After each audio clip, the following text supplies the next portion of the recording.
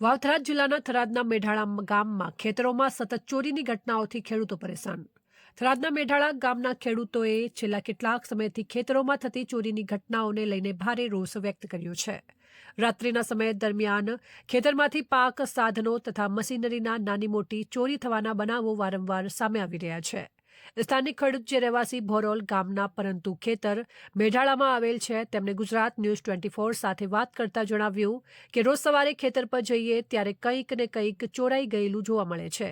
પાકની ચોરીથી અમારી મહેનત પર પાણી ફરી વળ્યું હોય તેમ જોવા લાગ્યું છે. આ સતત ચાલી રહેલી ઘટનાઓ સામે ખેડૂતોમાં ભારે અશાંતિ ફેલાઈ છે અને ગામમાં સુરક્ષાનો માહોલ સર્જાયો છે. ખેડૂતોએ આખરે આ મામલે થરાદ પોલીસ સ્ટેશનમાં ખેડૂત દ્વારા લેખિત અરજી આપી છે અને તાત્કાલિક પગલાં લેવા માંગ કરી છે. પોલીસ દ્વારા અરજી સ્વીકારી લઈ કાયદેસરની કાર્યવાહી શરૂ કરવાની ખાતરી આપવામાં આવી છે. ખેડૂતોની માંગ છે કે ગામ વિસ્તારમાં પોલીસ પેટ્રોલિંગ વધારવામાં આવે, ચોરીના બનાવોમાં સામેલ લોકોને ઝડપી લેવામાં આવે અને ખેતરોમાં સુરક્ષા અને શાંતિ માટે યોગ્ય વ્યવસ્થા ઊભી કરવામાં આવે. મેઢાળા ગામમાં સતત ચોરીની ઘટનાઓથી ખેડૂતોમાં ભારે રોષ છે અને તેઓ તાત્કાલિક ન્યાયની રાહ જોઈ રહ્યા છે. નમસ્કાર મિત્રો, અસ્સલામ વાલેકુમ વરહમતુલ્લાહિ વબરકાતુહ. હું પિયુષભાઈ સુલેમાન ઘાંચી, રહેવાસી ગામ ભોરોલ, તાલુકો થરાદ, જિલ્લો વાવથરાજ.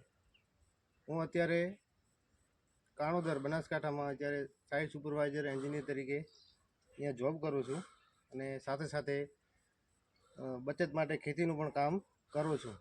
ઘટના એવી છે કે આજથી 2-3 દિવસ પહેલાં મને ફોન આવ્યો મારા મોટા ભાઈનો ખેતરેથી કે બેટરી ચોરાયેલ છે. મેં તપાસ કરાવતા જાણવા મળ્યું કે બેટરી સાચે તો ચોરેલી છે.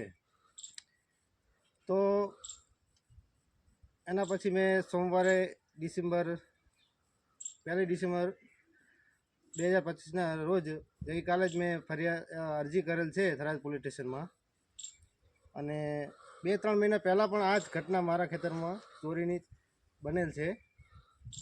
એની પહેલાં 3-4 વર્ષ પહેલાં પણ મારા ખેતરમાંથી જીરો અને પાઇપો અવારનવાર આવી વસ્તુઓ ચોરાયેલી છે નાની મોટી. એના વિશે મેં અરજી કરેલ છે. તો થરાદ પોલીસ સ્ટેશનમાં મેં અરજી કરી છે અને સાહેબને તટસ્થ તપાસ કરવા અને સ્થળ પર જઈ અને વ્યવસ્થિત ચેક કરવા વિનંતી કરેલ છે. અને સાહેબ ઉપર પૂરેપૂરો વિશ્વાસ છે થરાદ પોલીસ સ્ટેશન કે આ ઘટનાની ચોક્કસથી તપાસ કરશે. ધન્યવાદ.